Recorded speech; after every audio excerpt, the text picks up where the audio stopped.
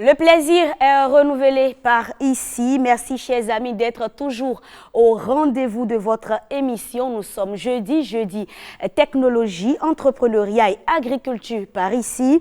Dans coaching numérique, donc, nous parlons des opportunités d'emploi dans le digital. Quelles sont les bases en numérique qu'il faut avoir pour espérer ces opportunités? On en parle. Notre entrepreneur de la semaine évolue dans le domaine de la communication et dans nos champs, nous cultivons de l'arachide. Voilà pour le sommaire. Le développement, c'est après ceci.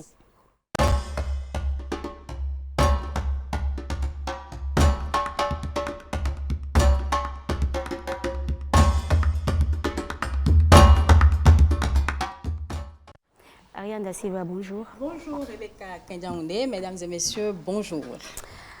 Alors, comment vous allez, chers amis? Bonjour madame, ça va? Pourquoi vous êtes timide comme ça? Timide, non? Je suis très Bon, la voix ne sort pas.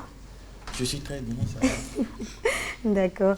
Alors, coaching numérique, j'ai commencé par le dire. Ansbert Balo, vous êtes digitaliste. Et aujourd'hui, nous parlons des bases numériques qu'il faut avoir pour espérer des opportunités dans le domaine du numérique, toujours, je suppose, ou bien dans le domaine du digital. Aujourd'hui, le numérique est indispensable. D'accord, quelles que soient les activités qu'on fera aujourd'hui, le numérique, si tu n'as pas une base dans le numérique, tu ne peux pas évoluer. Donc ceci dit, le thème d'aujourd'hui, les opportunités d'emploi dans le domaine du digital, quelles sont les bases en numérique qu'on peut avoir? Aujourd'hui, tout part de la rédaction. Quel que soit ce que vous allez faire aujourd'hui, vous devez rédiger. Mais aujourd'hui, force est de constater que les gens veulent de l'emploi, mais la rédaction n'y est pas. Vous voyez quelqu'un aujourd'hui, vous lui demandez, OK, envoie-nous une demande d'emploi. La demande d'emploi est remplie de fautes d'orthographe. Déjà, ça part de là. Tu veux d'emploi, mais ce que tu rédiges est truffé de fautes. Ce qui fait qu'aujourd'hui, il y a des métiers, d'accord, qui donnent beaucoup de l'argent dans le domaine du numérique. Par exemple, les rédacteurs web. Aujourd'hui, si vous êtes rédacteur web, aujourd'hui, vous gagnez beaucoup d'argent parce que Google vous rémunère. Et comment Google vous rémunère? Aujourd'hui, si vous tapez dans Google, OK, comment préparer par exemple le riz? C'est parce qu'il y a un rédacteur web à un moment donné qui a rédigé du contenu web et Google l'a ciblé, il travaille avec Google, avec le processus Google AdSense. Est-ce que vous voyez? Donc aujourd'hui, à part le métier de rédacteur web, vous pouvez être formateur dans le domaine du numérique à travers les bases en numérique. Aujourd'hui, il y a le domaine de la formation dans le domaine du numérique, c'est-à-dire formation en Word, Excel, PowerPoint. Ça n'a l'air de rien, mais aujourd'hui, quand tu demandes à un jeune, fais-moi une présentation PowerPoint, il est incapable de te faire la présentation PowerPoint alors qu'il a Bac+5. Tu lui dis de faire une mise en forme dans Word, il est incapable de faire, alors qu'il a un Bac+5 ou bien un Bac+6. Du coup, il y a un accompagnement dans ce domaine à travers les fondamentaux dans le domaine du numérique. Vous lisez les conversations WhatsApp aujourd'hui, vous voyez que les conversations WhatsApp sont remplies de fautes d'orthographe. Parce qu'on néglige au fait ces fondamentaux dans le domaine du numérique à travers la rédaction. Donc voilà un peu quelques métiers qui se dégagent. Je résume, le premier métier qui se dégage déjà, d'accord, rédacteur web. Quand vous faites votre formation dans le domaine des bases en numérique, vous pouvez être rédacteur web et gagner de l'argent. Aujourd'hui, on dit qu'il n'y a pas de boulot, mais c'est parce qu'il n'y a pas la compétence, il n'y a pas la connaissance. Les gens ne savent pas qu'aujourd'hui, avec le simple fait de faire une formation d'1 mois en Word, Excel, PowerPoint peut vous ouvrir beaucoup d'opportunités. Ensuite, il y a un métier que les gens connaissent très bien, la rédaction des mémoires de soutenance. Vous imaginez, j'ai le doctorat et pour ma thèse de soutenance, je vais voir la bonne dame qui est à côté, je lui demande, OK, rédige-moi mon document. Mais c'est une aberration. Alors que la dame, malgré son CEP, elle a payé sa formation peut-être 50 000, elle a suivi la pratique. Et elle a l'expertise sur ça. Donc, il y a le doctorat aujourd'hui, tu vas avoir quelqu'un qui a CEP pour dire que rédige-moi ma thèse de doctorat. Il y a plein de cas. Et les gens se font énormément de l'argent.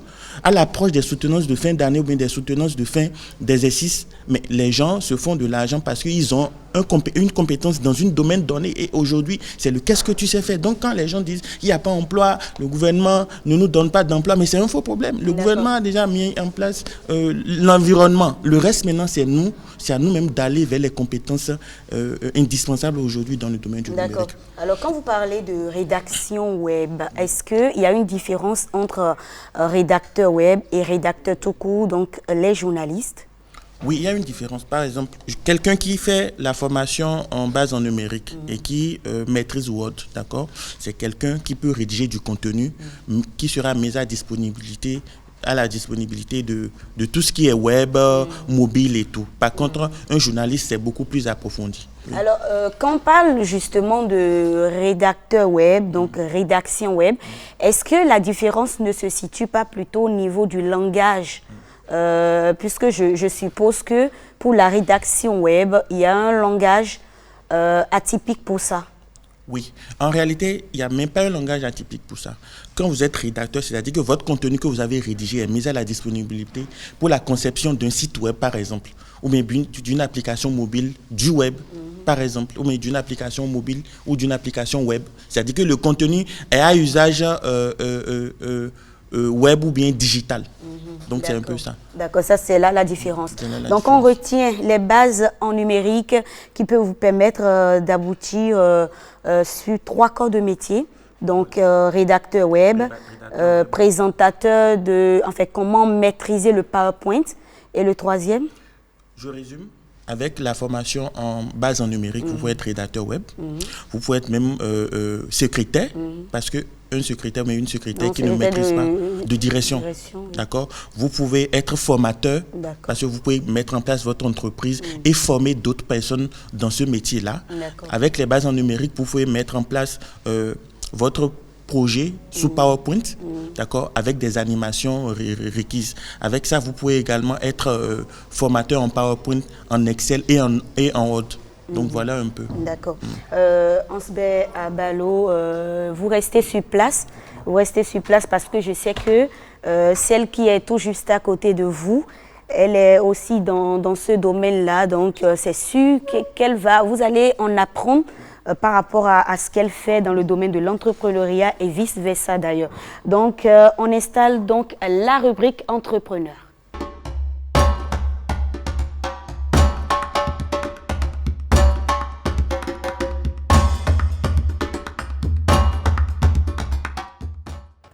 Ariane Da Silva, nous recevons une consoeur aujourd'hui. Oui, aujourd'hui nous avons affaire à une Rebecca comme toi. Elle s'appelle Rebecca Akwavi Adjinakou. Elle a une licence professionnelle en journalisme audiovisuel. Elle est blogueuse culturelle et promotrice d'une structure de communication digitale. Bonjour Rebecca. Bonjour Ariane. Et bienvenue sur le plateau du rendez-vous de midi. Merci beaucoup. Alors, quand tu as fini ta formation en journalisme, pourquoi es-tu allée vers l'entrepreneuriat? Est-ce que tu as essayé, par exemple, de trouver un emploi et ça n'a pas marché? Qu'est-ce qui t'a amené à l'entrepreneuriat? Alors, après ma formation et avoir reçu mon diplôme en journalisme audiovisuel, j'ai eu à faire des stages comme toute personne, des stages académiques et des stages professionnels, même à l'ORTV. Et suite à ça, j'ai voulu entamer d'autres démarches, mais la réponse qui m'est revenue ne m'a du tout pas plu. Et alors, vu que j'étais déjà blogueuse, quand j'ai fini ma formation et que les démarches n'ont pas donné quelque chose d'adéquat qui m'intéresse, eh bien, j'ai continué avec le blogging. J'ai donné la parole aux particuliers et même aux entreprises à travers des petites interviews, des articles, pour leur donner plus de visibilité. Donc c'est là que ça a commencé. Mon entrepreneuriat a commencé à travers le blogging. Et après 1 an, 2 ans, j'ai essayé de peaufiner la chose, puisque j'ai suivi aussi après une formation en community management. C'est tout ça agencé qui m'a permis à la longue de mettre en place la structure de communication dont vous avez parlé tout à l'heure. Mais est-ce qu'on peut dire aujourd'hui que tout ça, tout ce que tu fais te permet de bien gagner ta vie? J'y suis, ça fait pas encore 5 ans. On ne peut pas dire que je gagne entièrement et pleinement ma vie. L'entrepreneuriat, c'est quelque chose, il faut aller pas à pas. C'est pas facile, surtout quand on est femme, il faut aller pas à pas. Donc, je ne peux pas dire que je suis bien assise, non. Il y a des hauts et des bas, mais à chaque avancée, il faut apprendre de ses erreurs. Il faut essayer de maximiser et avancer. Donc, il ne suffit pas de dire que j'ai déjà mis ma structure de communication en place et c'est ça, non. À chaque fois que j'ai l'opportunité de suivre des formations, je le fais parce que le monde digital est toujours en perpétuelle évolution. Donc, il faut toujours essayer d'apprendre davantage. Donc, c'est ce que je fais. Je sais que tu as une chaîne YouTube. Alors, est-ce que c'est toujours aussi facile de créer du contenu quand par exemple quelqu'un ne te sollicite pas pour communiquer autour de son activité et tout, est-ce que c'est aussi simple pour toi de trouver des thématiques, de les aborder, de tourner de petits sujets, de créer du contenu au fil des jours? Au prime abord, pour toute chose, si on a la volonté, en temps normal, ça doit être facile. Le métier de journaliste, c'est quelque chose que j'adore. La communication aussi, j'aime ça. Donc, en temps normal, si tu es quelqu'un qui vit dans ta société et qui est assez ouvert d'esprit, tu vois ce qui se passe autour de toi, tu suis les informations, en temps normal, tu ne devais pas manquer de sujets. Donc, si ce sont des sujets, il y en a des tas. Mais le fait de travailler, donc du coup, sur la base, sur ma chaîne YouTube, ce sont des sujets initiés. Si on m'invite pour faire une couverture, c'est tant mieux. Mais je n'attends pas tout le temps que une chaîne doit vivre, doit être alimentée. Donc, j'initie des sujets que je trouve assez intéressants, que ce soit dans le domaine de l'éducation, de l'environnement, du développement et même de la culture. Donc, on n'attend pas. C'est aussi que tu aimes beaucoup tout ce qui est lié à la littérature, les livres. Alors, pourquoi cette passion pour les livres? Est-ce que tu es parti d'un constat, peut-être dans ton environnement, tu as remarqué qu'il y a beaucoup de gens qui ne lisent plus et c'est peut-être ta façon à toi de les réinitier en fait à la lecture? D'abord, j'adore la lecture, prime abord, puisque j'ai toujours vécu dans ça. Mes parents m'ont initié à cela. Et avec le temps, le gouvernement en place, le ministère de la Culture, a commencé par mener des activités pour assainir le secteur livresque béninois.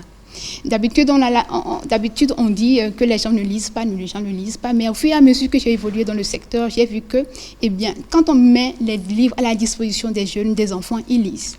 C'est parce que dans certains lieux, les enfants n'ont pas accès aux livres, comme que l'on dit qu'ils ne lisent pas. Mais quand on met les livres à leur disposition, quand on organise des foires, on voit que ces gens-là, ces jeunes, viennent et s'intéressent à la chose.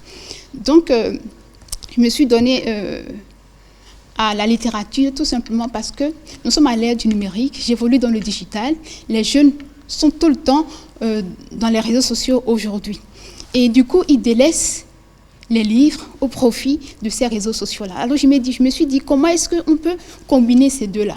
Vu qu'ils sont tout le temps sur les réseaux sociaux, pourquoi ne pas les amener à avoir accès aux livres à travers le digital? C'est ainsi que j'ai mis en place ces chaînes YouTube-là, qui non seulement essaient de mettre en valeur ce que les acteurs du secteur livresque font, mettre en valeur les livres qui sortent, c'est-à-dire les écrivains béninois, et à travers de petites vidéos capsules, à travers une émission qui ne dure que 13 minutes, amener les jeunes-là à découvrir les écrivains qui sont sur le territoire béninois, à mieux s'imprégner de leur culture. Parce que si je vis au Bénin, et qu'un écrivain qui est du Nord écrit, il me permet à moi qui suis là de découvrir la culture du Nord. Donc, d'où la notion de la culture du lire local pour mieux s'imprégner de sa culture à travers ces petites émissions-là, la lecture, et mieux s'ouvrir sur le monde. Parce qu'aujourd'hui, on parle de globalisation, on parle de c'est ça, non, globalisation, mondialisation. Si tu ne te connais pas assez, si tu ne maîtrises pas ta culture et que tu t'ouvres comme ça bizarrement au monde, eh bien, tu vas oublier ton essence, qui tu es.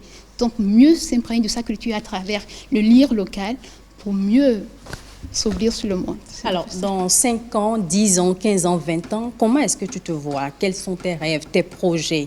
Est-ce que tu te vois chef d'entreprise, je ne sais pas, d'une chaîne peut-être de livres, chef d'entreprise dans le domaine de la communication? Qu'est-ce que tu as comme projet? Comme projet, eh bien, dans 5 ans, 10 ans, j'aimerais que ma structure s'installe correctement, que j'ai des employés comme il faut, que je puisse intervenir dans les 5 domaines qui me tiennent à cœur: éducation, les livres, l'éducation, l'environnement et le développement, pour finir sur la société. Quand on dit société, on peut s'ouvrir un peu sur tout. Donc, c'est ça qui me tient à cœur, être beaucoup plus engagé, puisque dans le domaine, je vais dire ça, politique, on a assez d'ouverture aujourd'hui, on nous demande, les lois sont là, tout ce qu'on nous demande, c'est de mettre le pied dans la chose et avancer. Donc, voir dans quelle mesure je pourrais être utile à ma communauté. Alors, Rebecca, je t'ai suivi un peu. On a compris que tu as une passion, sans doute, pour la littérature, donc pour les livres. Et depuis que tu as mis en place ta chaîne YouTube qui parle uniquement, qui invite la jeunesse à s'intéresser davantage à la lecture, quelle est ta remarque aujourd'hui? Depuis que tu as mis en place cette chaîne, aujourd'hui, quel bilan tu fais? De la création de la chaîne? Oui. Des émissions. Est-ce que tu penses que ton objectif est atteint en fait? Ah non, j'ai commencé, ça fait à peine. C'est en 2021, décembre 2021, que j'ai lancé officiellement la chaîne. Donc, je peux dire que je n'ai encore rien fait. Non, mais n'empêche, tu as quand même des chiffres pour voir combien s'intéressent. Est-ce qu'il y a des interactions? Oui, il y a des interactions sur la chaîne. Il y a les gens qui m'écrivent soit par mail, soit ils s'interagissent sur la chaîne. Tu as d'autres questions? Non, ça peut aller. Merci beaucoup, Rebecca Adjinakou. Merci beaucoup. Rebecca Adjinakou, on te souhaite du courage par ici. C'est pas facile, hein. Le temps ne me le permet pas, sinon j'allais permettre à Madame Regina de placer un mot, puisqu'elle est aussi entrepreneur. Il est aussi entrepreneur. Je suppose que ce que vous partagez le plus en commun, bon, il y a deux choses, hein, la passion et ensuite les difficultés qui n'en manquent pas dans l'entrepreneuriat. Merci beaucoup pour votre présence, du courage à vous et bonne suite de journée. Ansbe Abalo, Rebecca Adjinakou, à très très bientôt. Merci beaucoup. Et je vais demander à Talagbe Valère Wansou de nous rejoindre sur ce plateau. On installe sa pousse.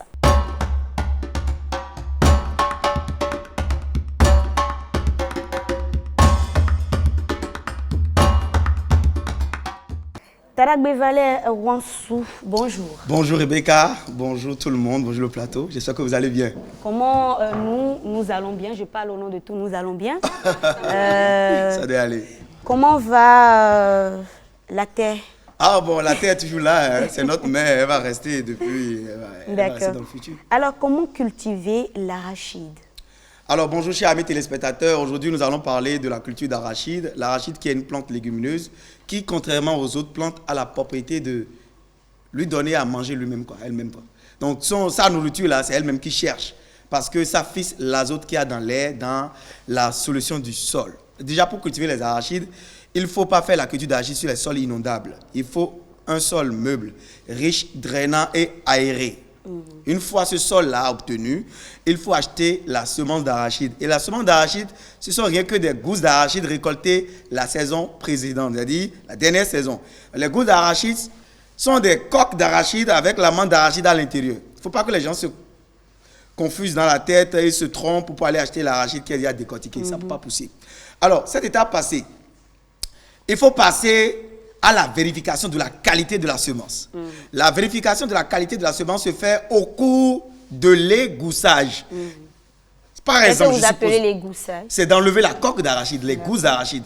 Si par exemple je prévois semer l'arachide demain, c'est la veille que je fais l'égoussage. Parce que si vous faites l'égoussage une semaine, 2 semaines avant, l'arachide va perdre ce qu'on appelle le pouvoir germinatif ou le taux de germination. Donc je fais l'égoussage, par exemple, la veille du semis. Donc quand je fais l'égoussage, je vais voir des gousses d'arachide qui n'ont rien à l'intérieur, exclu. Des arachides qui sont minimes, qui sont minuscules, exclu. Des arachides qui sont déjà entamés par des bioagresseurs, qui sont déjà broyés. Il ne faut pas semer ça. Il ne faut pas aussi semer des arachides qui ne sont pas en entier. Il ne faut pas semer des arachides qui se divisent. Parce que l'arachide, c'est une plante dicotylédone. Dicotylédone, ça dit quoi? Ce n'est pas quelque chose de compliqué. Quand tu prends la graine des plantes dicotylédone, le noyau est divisible en deux.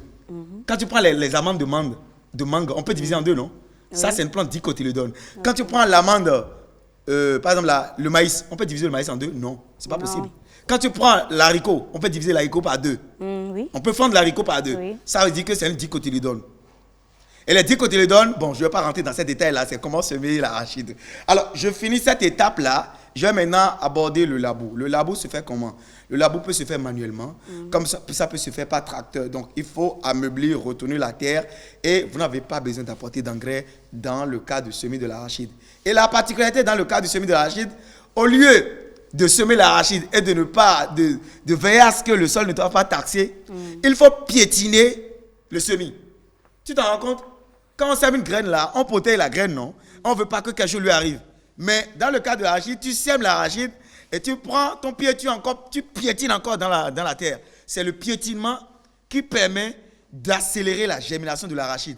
Et au bout de 3 mois et demi, vous avez déjà des gousses d'arachide ou bien de cacahuètes que vous pouvez récolter, conserver. Et la particularité de l'arachide, quand vous semez l'arachide sur un sol, la prochaine culture qui va succéder sera forcément un succès. Parce que les fans d'arachide, les fans, ce n'est pas les fans sur les réseaux sociaux, c'est-à-dire les cordes d'arachide, c'est-à-dire quand on finit d'enlever les gouttes d'arachide, les débris végétaux là, sont de forts engrais parce qu'ils sont très riches en azote, parce qu'on avait dit que l'arachide a la possibilité de fixer l'azote atmosphérique dans la solution du sol. Maintenant, n'empêche, Si vous avez la possibilité d'apporter des engrais riches en potassium tels que les fumiers de vache, vous pouvez ameubler le sol avant semis. Si quelqu'un qui veut faire 10 hectares d'arachide, il peut faire ça. Ce n'est pas possible. Donc, allez dans les zones naturelles de production d'arachide. Si vous êtes au Bénin, vers les Akota, vous allez voir à Gonlin, ils font de clou-clou, tout ça là. C'est les meilleurs sols pour produire l'arachide en matière d'agriculture en République du Bénin. Donc, voilà, chers amis téléspectateurs, ce que le rendez-vous de midi vous apprend aujourd'hui sur le semis de l'arachide. N'oubliez pas de sacler 2 fois. La première 2 semaines après semis et puis voilà, 1 mois après également. Tarabé, merci pour ces notions. Entre-temps, il nous a rejoint. Je ne sais pas pourquoi il est en train de fumer. Bon, il est en train de rejoindre la Tarabé Gang. Oseni Yaya, bonjour. Bonjour. C'est comment? Et le carême? Non, ça avance, il n'y a pas de problème. Ça va? Il a un carême? Pas trop faible là? Non, il n'y a pas de problème. Ça va? Il n'y a pas de problème. Mais c'est à cause des effets du carême qu'aujourd'hui on est en verre fumé. Je vais régler le cas de Tarabé. Alors Tarabé, merci pour ces notions. On vous retrouve la semaine prochaine pour une autre thématique. En attendant, vous restez sur place pour faire le débat avec nous. Mais avant le débat, place à la rubrique Mode Relooking.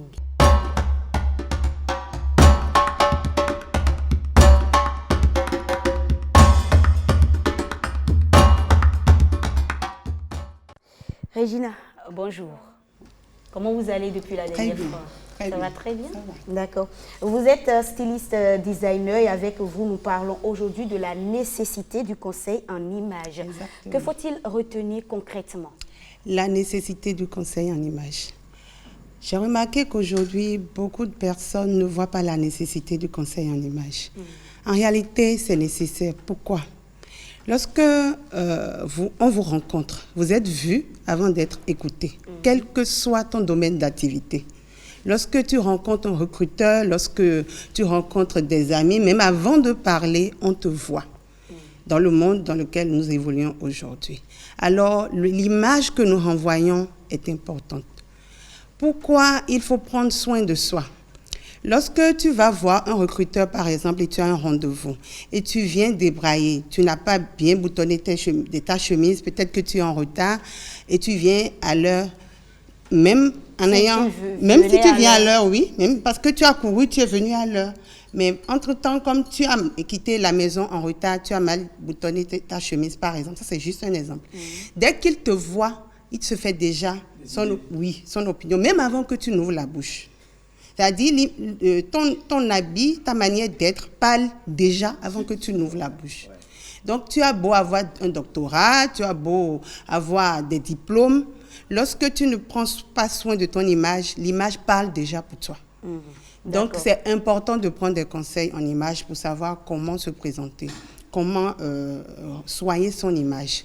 Ça, c'est la première chose. La deuxième chose, c'est important de connaître sa morphologie. Lorsque tu connais ta morphologie, tu connais tes qualités et tes défauts.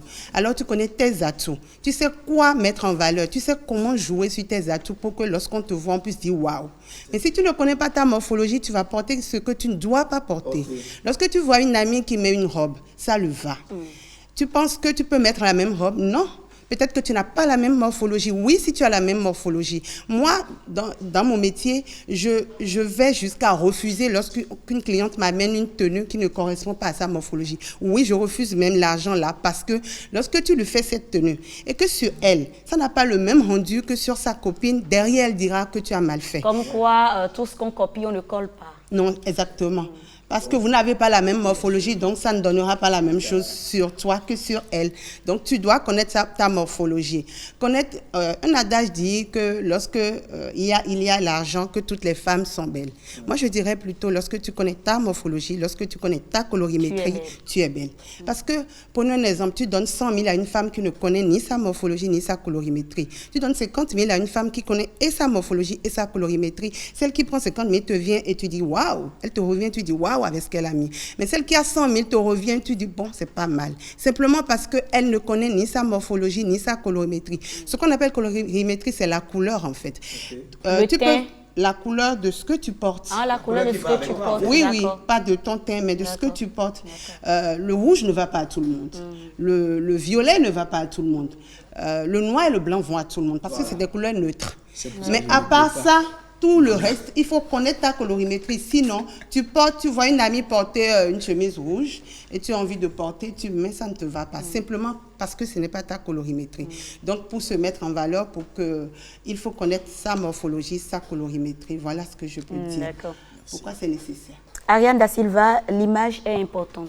Oui, l'image est très importante et quand elle parlait tout à l'heure, quand elle a commencé par parler, ça m'a rappelé un de mes enseignants à l'université qui disait toujours « Vous n'aurez jamais l'occasion de faire une bonne première impression. » Ça veut dire que quand on vous rencontre une première fois, c'est l'impression que vous donnez. C'est ça, la personne qui vous rencontre retient de vous. Donc, c'est important de soigner son image avant peut-être d'aller à un entretien, avant même de se présenter au boulot parfois, parce que Rebecca, toi et moi, on vient au boulot parfois, on ne sait pas ce qui nous attend au cours de la journée. Tu peux venir au boulot, on va te dire, bon, écoute, va dans tel ministère ou va au palais de la présidence, mais il faut que tu sois bien habillé, que tu sois présentable, tu ne peux pas te pointer là-bas, débrailler. Donc, c'est important, je trouve, de soigner son image. L'image, est-ce que l'image est importante aussi pour l'agriculteur? Bien sûr, l'image est importante pour l'agriculteur parce que, et c'est moi ce que je véhicule d'ailleurs, parce que je suis un homme de champ, parce que quand je suis au champ, je suis malheureux, hein, n'est-ce pas? On n'a pas dit ça. Voilà, c'est ce que vous pensez, mais je dégage des ondes positives, je montre qu'on peut être agriculteur et être citadin, et être civilisé, être propre, nickel et tout à la fois. Donc voilà. Donc il y a mon champ qui m'attend à l'ADA, après l'émission, je suis à l'ADA. Et à l'ADA, mon accoutrement est différent de cet accoutrement. Mais quand il sait que je vais en ville, mais je m'habille autrement. Je suis, voilà, c'est important, très important. Oseni Yaya? Nous, les communicateurs, on appelle ça le personal branding. C'est, comme elle a dit tout à l'heure, c'est très important de soigner son image parce que l'habit fait le moine. Hein. On peut tout dire, donc ils vont vous dire que l'habit ne fait pas le moine, mais je peux vous dire que l'habit fait le moine parce qu'il faut être vu pour être reconnu. L'impression est très importante dans le monde des affaires, dans le monde de tous les jours. Mais je peux profiter pour dire que ce que j'ai constaté avec vous, les journalistes de ORTB, surtout l'émission Le Rendez-vous de midi, vous êtes toujours élégante, très bien soignée. C'est le volet de cœur. Une occasion pour faire des compliments. C'est vraiment important. En tout cas, merci. Et quand tu as Régina, tu vois le rouge à lèvres sur ses lèvres, tu vois, ça ressort sa splendeur. Donc je peux lui dire que la couleur rouge lui va vraiment à merveille. Attends, je ne sais plus quoi dire. C'est un volet de cœur. Oseni Yaya, merci. On retient maintenant, donc... Rebecca, si tu me permets, parfois on ne sait aussi jamais. Si tu ne soignes pas ton image et que tu rencontres peut-être l'homme de ta vie, tu imagines un peu ce que ça peut... Tu peux le rater juste parce que tu es débraillé. Juste ton homme et ta femme parce que tu n'as pas soigné ton image le jour où... C'est un autre débat. Non, c'est pas un autre débat, c'est vrai en plus parce qu'on parle de l'apparence, cette première image que tu renvoies à celui qui te... Voilà. Non, c'est pas discutable. Hein, c'est pas discutable. C'est parce qu'on a parlé de l'homme de ta vie que tu dis ça. Ben, les femmes aussi, hein, quand on voit les hommes qui sont élégants. Hein, non, un homme marié, il s'en fout de ça. Valère, tu admets avec moi qu'elle est en train de préserver sa paix. Je comprends. Regina, merci beaucoup pour ces conseils. On retient que la première image, l'image que nous renvoyons à celui qui est en face de nous, cette image-là est importante parce que cette image peut permettre à justement cette personne qui est en face de nous proposer des opportunités parce que la personne sait que oui, elle peut le faire, il peut le faire. Merci beaucoup. On vous retrouve la semaine prochaine pour une autre thématique. Mais en attendant, vous êtes sur place, vous restez sur place parce que le débat du jour concerne tout le monde. On installe donc le débat.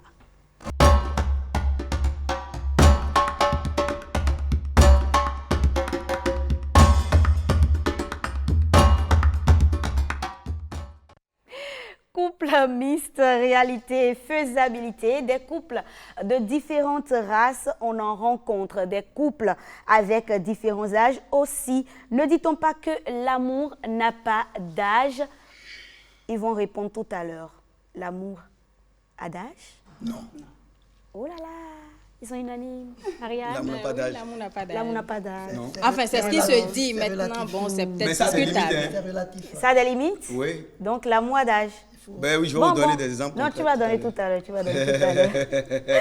Mais même s'il est vrai qu'on est tous unanimes ou presque sur le fait, on se pose tout de même certaines questions. Comment arrivent-ils à surpasser les préjugés autour de leur couple pour vivre au sein de la société?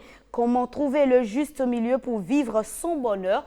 On en parle avec mes invités du jour. Alors, couple mixte, vos avis sur la question. Déjà, je reviens sur ma première question. L'amour n'a pas d'âge. Taragouya dit qu'il a des exemples. On démarre par toi. Bon, l'amour n'a pas d'âge parce que tu ne vas pas quand même avoir 25 ans et être amoureux d'une fillette de 15 ans. Donc, l'amour a d'âge. Donc, voilà. Et aussi, bon, je ne vais pas donner de cité de nom ici, mais on voit quelque chose à l'étranger où quelqu'un est président de la République et il épouse la grand-mère. Ça aussi, c'est trop dépassé. Vous voyez, non? Maintenant, je crois que c'est les deux exemples que j'ai. Non. Moi, je te laisse parler. Tu as fini. Tu me laisses parler? Appelle les choses par leur nom. Comment ça? Tu vas m'aller piment dans ma bouche. Tu as Appelle les fini? choses par leur nom. Non, mais tu as parler. fini. C'est bon? Donc, c'est les exemples Non, que l'amour tu as. n'a- l'amour Donc, n'a pour pas toi, d'âge. l'amour n'a pas d'âge. L'amour n'a pas d'âge, mais il y a des limites. Il ne faut quand même pas épouser des enfants qui n'ont pas l'âge légal d'être amoureuses Des avec des mineurs. mineurs, un. Et de deux, tu ne peux quand même pas épouser ta grand-mère aussi. Bon, ça, c'est mon avis. D'accord, d'accord. Voilà. C'est bien. L'amour n'a pas d'âge, mais il y a des limites. Je peux vous d'abord vous dire que l'amour est un arc-en-ciel. L'amour, c'est le mariage du cœur, du corps. Ça, c'est le problème des poètes, ça. Non, c'est plus que de la poésie. C'est plus que de la poésie. D'aucuns estiment que l'amour n'a pas d'âge. Tadagwe l'a dit avec brio. Mais il faut mettre des limites. C'est-à-dire que c'est vrai qu'on peut avoir 50 ans et être amoureux d'une femme de 60 ans. 10 ans On peut d'écart. avoir 40 c'est ans, on acceptable. peut avoir 40 ans et sortir une femme de 50 ans. C'est raisonnable. Mais on ne peut pas quand même avoir, par exemple, 15 ans et se permettre de... Non, de sortir laissez le avec cas des mineurs. des mineurs, Oui. voilà. Je voudrais qu'on Des adultes. parle des adultes à partir de 18 ans, majeurs. Non, moi je crois que, sincèrement, d'aucuns disent, c'est le professeur Afouti qui le dit, le goût est plein de dégoût. Le goût est plein de dégoût. Ce que vous D'accord. aimez, Ce que vous d'autres aimez, d'autres personnes personnes peuvent ne pas aimer. Peut-être que tu as des D'accord. friands, par exemple, des pains bêches, des femmes de certain âge. C'est quoi, Pembèche? Peut-être que c'est un gigolo, mais on ne sait pas. Peut-être que c'est un gigolo, mais on ne Non, sait non, pas. non, je te peux Parce pas. qu'il y a des gars qui sont des gigolos qui se font entretenir par des femmes de certain âge. Oh, ces hommes-là. Madame Regina, l'amour a-t-il d'âge? Bon, Tadagbe, Au Sénégal. nous ont déjà fait marrer. Je pense que pour moi, l'amour n'a pas d'âge. L'amour n'a pas d'âge. Parce que, en fait, l'amour, c'est un sentiment qu'on ne contrôle pas. Donc, lorsque ça vient, déjà que la personne n'est pas mineure, tu peux toujours tenter ta chance pour voir. Donc, pour moi, l'amour L'amour n'a n'a pas pas d'âge. d'âge. Donc voilà, On va l'amour n'a éliminer. pas d'âge. L'amour n'a pas d'âge, mais À des limites. a des limites. L'amour n'a pas d'âge, mais a des limites. Donc deux mais. Contre. Pour le Même, moment, on a. même c'est non. que les vieilles casseroles, là, ça fait de la bonne pâte. Ah, il faut dire Ariane Da Silva, l'amour a-t-il d'âge? Alors moi, je répondrai tout simplement que la vie, c'est un choix. D'accord. Quand je décide, j'ai peut-être 25 ans, je décide d'aimer un homme de 50 ans, c'est parce que je l'aurais choisi. Et madame à côté de moi le disait tout à l'heure, en fait, l'amour, c'est quelque chose qui ne se contrôle pas. Ça peut venir. C'est vrai que peut-être dans la tête des gens, aux yeux de la société, on peut se dire, mais comment c'est possible, elle a 25 ans, elle est avec un homme qui a 50 ans. Mais la vie, c'est un choix. C'est elle qui sait ce qu'elle trouve là-bas. Et c'est l'homme de 50 ans aussi qui sait ce qu'il trouve là-bas. Donc, on ne va pas les empêcher de vivre leur On amour. va revenir au mariage. Donc j'ai deux pour et deux contre. Il faut Le vous match n'est pas encore départager. terminé. On va Non, il se faut vous départager tout à l'heure. départager. Alors Taragbe Valère Wansou, y a-t-il une norme en matière de vie de couple, d'amour? Une norme? Non, moi, je ne sais pas hein, s'il y a de normes ou pas, mais dans notre société africaine ici, quand même, avant, même nos parents épousaient les jeunes filles de 18 ans, aux vieillards de 70 ans ou pas. C'était pour des intérêts. Maintenant, ce que nous on comprend aujourd'hui, quand tu as 25 ans et tu t'en vas épouser un vieillard de 70 ans, pas un vieillard bon, Un une homme personne de adulte. 60. C'est un vieillard. Non, Non, non, c'est pas un un vieillard. homme de 70 tel âge, ans, voilà. 70 ans, on est toujours coach de football américain. hein. Donc voilà. 70 ans, tu t'en vas l'épouser, il faut t'apprêter à recevoir le coût de la société. Parce que nous, on ne peut pas comprendre comment toi, tu as 25 ans et tu t'en vas épouser quelqu'un qui a 45 ans de plus, ou bien, n'est-ce pas? Oui. Que toi, donc tu attends sa mort pour prendre son héritage, c'est ce que nous on dit ici, ou bien? C'est ce que toi aussi tu penses, non? Non, mais attends, il faut répondre. Pourquoi tu m'impliques dans ta réponse? C'est vrai, non? Non, c'est ce qu'on dit. Il veut manger le pain de ta bouche. Ok, Tadabé. Donc, selon toi, il ne devrait pas avoir de normes. C'est ça, ou bien plutôt c'est le contraire? Il ne faut pas me faire dire ce que je ne veux pas dire. Ok, qu'est-ce que tu veux dire concrètement? Ce que moi je pense à la place des autres, oui. C'est que... Tu peux dire ça. À la place des autres. Si tu es d'un certain âge, ou bien tu es une dame, ou bien tu es un homme, grand âge, je ne sais pas. En tout cas, tu ne peux pas épouser une jeune fille ne peut pas épouser quelqu'un qui a 70 ans. À 20 Pour toi, quel est l'écart, en fait, normal, logique? Maxi 20 ans. 20 ans d'écart. Pour toi, c'est l'écart. Tu peux avoir 20 ans et épouser quelqu'un de 45 ans. D'accord. Même 50 ans, même c'est acceptable. Mais épouser quelqu'un jusqu'à 45 ans d'écart, 50 ans d'écart, 60 ans. Pour toi, c'est 20 ans d'écart. Oui. Acceptable. Oui, acceptable. Ok. Oseni Yaya, 20 ans d'écart, acceptable. Est-ce que pour toi, il y a une norme en matière d'amour? Moi, je crois quand même qu'il y a des règles de conduite. Il y a des règles de savoir-vivre, on est en société. En dépit de tout, il y a le regard des autres. Même si nous ne vivons pas pour les autres, il faut apprendre de fois à dire « je ne vis pas pour les autres ». Soyons sincères, l'amour peut taper à votre porte à 90 ans. L'amour peut taper à votre porte à 90 ans. Mais c'est la folie aussi. À 90 ans, Tadagbe peut tomber, tu sais, à 90 ans, Tadagbe a tout réalisé, mais il tombe sur une fraîcheur. Non, il faut laisser. Une fraîcheur de 25 ans. C'est ma femme ou rien, laisse ça là. Il faut laisser ce débat-là. Mon frère, il ne faut pas parler à Non, la place. c'est bon, c'est bon. Il veut se faire une nouvelle jeunesse, c'est Non, possible. pas une nouvelle Ok, jeunesse. donc- Ne disons jamais, jamais. On dit jamais, jamais, laisse ça d'abord. Oseni Yaya, tu dis que pour toi, il n'y a pas d'écart considérable ou non? Non, je dis il faut qu'on soit raisonnable, quoi. Il faut qu'on soit raisonnable. Pour Il toi, me c'est rejoint, quel c'est-à-dire, il me rejoint. écart? Non, je suis dans les deux vannes, quoi. Comment ça? Je suis pour d'abord ceux qui disent, mettons des bouchons. Je suis pour les gens qui disent, il n'y a pas de bouchons, allons seulement. C'est-à-dire que j'ai 70 ans, je tombe sur une femme de 20 ans, je tombe amoureux d'elle, je peux l'épouser, c'est possible. D'accord, c'est possible, d'accord. Tu n'as pas de position. Ok. Madame Regina, est-ce que vous accepteriez d'épouser un homme qui a plus de 20 ans d'écart d'âge Oui. avec votre âge? Oui, si je l'aime, pourquoi pas? Ok. Et Non, pas forcément. Ah, vous allez épouser quelqu'un qui est pauvre, qui a 20 ans Et en d'écart. ce moment, Madame Regina, est-ce que vous imaginez un peu ou vous vous souciez un peu de ce que votre entourage va dire? Non, c'est comme je disais avant. Pour moi, ça c'est vraiment pour moi, c'est ma manière de voir les choses. Pour moi, si j'aime, je fonce. D'accord. Même sans l'argent.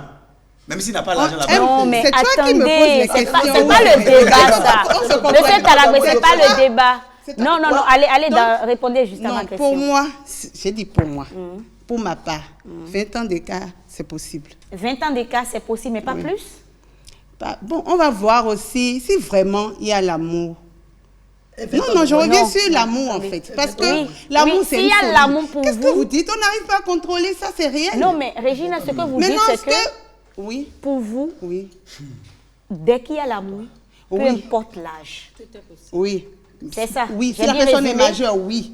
Non, on a Oui. déjà dit que le cas qu'on aborde ici, c'est majeur. Oui. Maintenant, Donc, on peut commencer, on peut être dedans. Et puis après, on voit que les comportements, tout ça, tout ce que tu dis là, ça englobe, c'est dedans. On est déjà dedans. Et on trouve que c'est pas bon. Là, on peut se retourner. Mais on commence d'abord. D'accord. Ariane Da Silva, nous vivons au sein d'une société, Voilà, qu'on le veuille ou non, nous vivons au sein Elle ne d'une le veut pas. société et notre société est une société critique. Surtout quand il s'agit des couples, des relations, même quand on parle d'amour, ils se demandent, c'est quoi? Les jeunes parlent d'amour, ils disent quoi? 20 ans d'écart d'âge pour toi, est-ce que tu trouves que, quel que soit l'écart, tu es avec cette personne pourvu qu'il y ait l'amour? Alors, moi, personnellement, 20 ans d'écart, je ne pourrais pas. Mais- Moi, j'estime que pour me mettre en couple, ça c'est moi, c'est pas les autres, il ne devrait pas y avoir un si grand écart. 5 ans, 6 ans, c'est bon, 7 ans, c'est gérable. Mais on ne sait pas, peut-être que oui, tu on tombes sait jamais, amoureuse et peut-être que après et tu c'est vois pour ça, l'âge. c'est pour Et il y ça a que des gens, je- même leur morphologie ne montre pas forcément. C'est vrai, leur âge. Et c'est pour leur ça âge. que je de 20 soutiens ans, c'est la comme- dame à côté qui 30 ans, parlait 50 ans, c'est d'amour en possible. termes de folie, en fait. D'accord. quand tu tombes amoureux, il y a des choses que tu peux faire. Et c'est peut-être après que tu te rends compte, mais finalement, mais pourquoi j'ai fait ça? Mais finalement, le monsieur, il est plus vieux que moi. Mais qu'est-ce que les gens vont penser? Ça, c'est quand tu fais attention à ce qu'on pense autour de toi. Mais malheureusement, on est dans une société où tu ne peux pas forcément ne pas faire attention. Ça dépend en fait de la situation dans laquelle tu es. Quand c'est les histoires de mariage, de relations, bon, c'est un peu critique. Parfois, tu reçois des coups, tu entends des choses qui te font mal, qui te choquent. Parfois, tu as envie. Parfois, il y a même des gens qui mettent fin à des relations juste parce que derrière, ça parle beaucoup.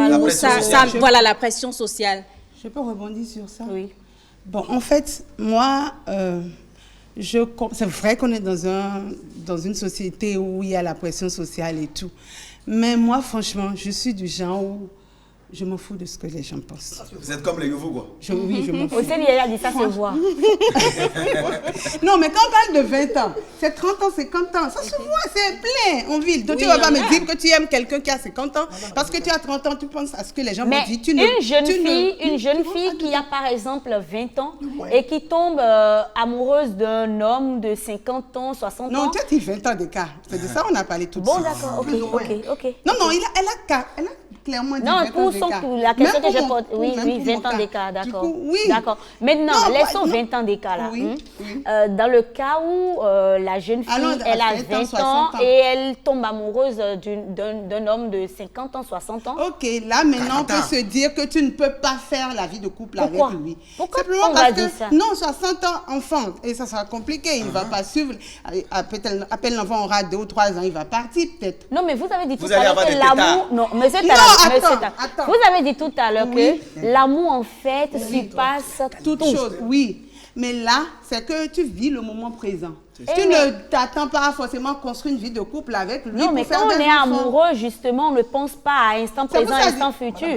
Non. On se dit tout simplement que... Tu rentres dedans. Oui. Tu rentres dedans. Oui. Mais si c'est pas la manière dont tu es rentrée, quand tu es amoureuse, tu rentres dedans. Ça ne reste pas comme ça jusqu'à 2 ou 3 ans. Ça commence à faire comme ça. Et si ça ne change pas? C'est rare. C'est rare. C'est rare. Si ça ne change pas, ça doit faire peur. Oui, au Sénégal. Exactement, c'est rare. C'est un exercice, on va faire tout de table. Quelqu'un va dire, la femme, les hommes vont dire la femme la plus âgée avec laquelle il est sorti. Il a flirté là. Oh non. On va commencer par Tadagbe. Non, c'est pas toi, comment Les femmes vont dire les hommes les plus âgés avec lesquels elles ont flirté, même si ce n'est pas marié. D'accord.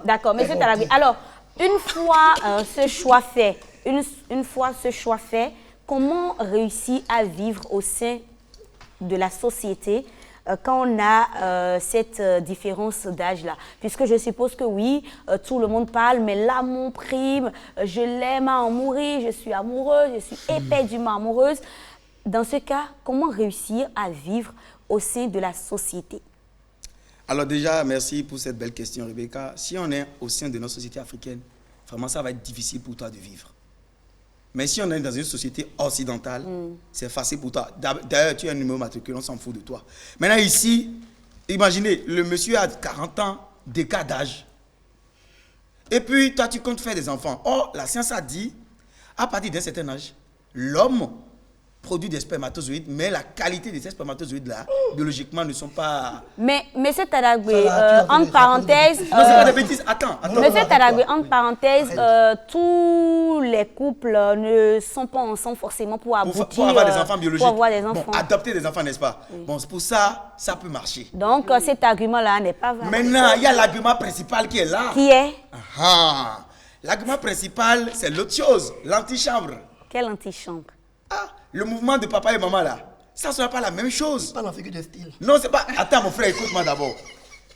Une jeune femme qui a 20 ans, 25 ans, qui soit avec un vieux de 60 ans, 70 ans, le vieux ne peut pas le satisfaire comme le jeune de 25 ans.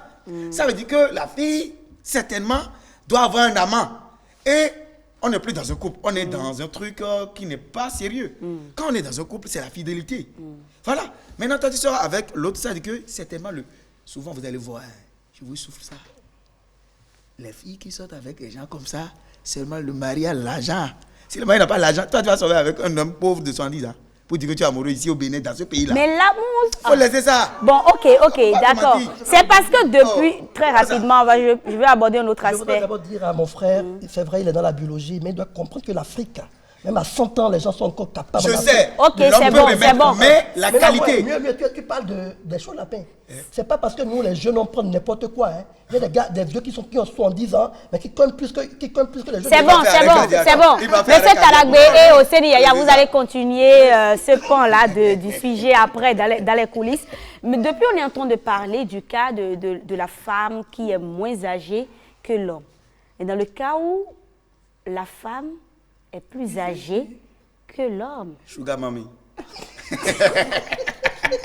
Il y en a, n'est-ce pas, Regina? Il y en a, n'est-ce pas?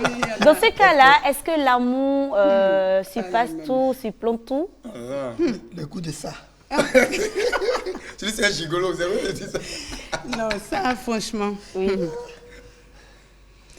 Ah, ça, franchement, moi, je vois ça. Je vois pas ça bien, mais en fait, c'est possible que ça arrive. Mais ça me dérangerait un peu. Ça me dérangerait. Ok. Pourquoi? C'est leur bonheur, n'est-ce pas? Ariane Da Silva, ça te dérangerait aussi une dame âgée de 70 ans qui se met en couple avec un jeune homme de 25 ans, 30 ans. Ils ont choisi. Moi, je ne ferais pas ça. D'accord. Mais ils ont choisi. D'accord. Et on est obligé de faire avec. Si dans l'autre sens c'est possible, c'est que ici aussi c'est possible. C'est possible. Ouais. D'accord. Oseni Yaya, doit-on vivre son amour au mépris des règles de la société? Je crois qu'il y a des règles, c'est vrai, mais on ne vit pas. À un certain moment de la vie, il faut apprendre à assumer. On ne vit pas pour les autres. Sans vous mentir, si on va toujours les on-dit, ce que les gens pensent, si on va toujours se focaliser, on ne va jamais avancer. Même vous qui êtes là, bien que vous ne soyez pas forcément dans cette situation, il y a les on-dit, le regard des autres de la société, la pression sociétale. Si nous allons toujours vivre selon le regard des autres, selon la volonté des autres, c'est qu'on ne vit plus. Il faut assumer et vivre pleinement. D'accord. Talawi. Moi, je dis toujours, dans ces cas de figure, si la dame est plus vieille que le garçon, ça veut dire que la dame a de l'argent. Le garçon... Pourquoi tu mets toujours C'est la l'argent au milieu?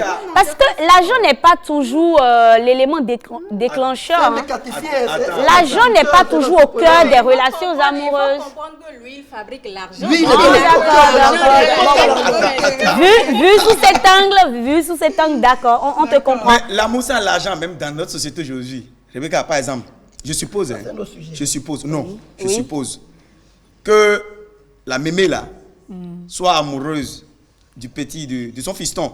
Et le fiston aussi, l'amour, les sentiments sont réciproques. Oui.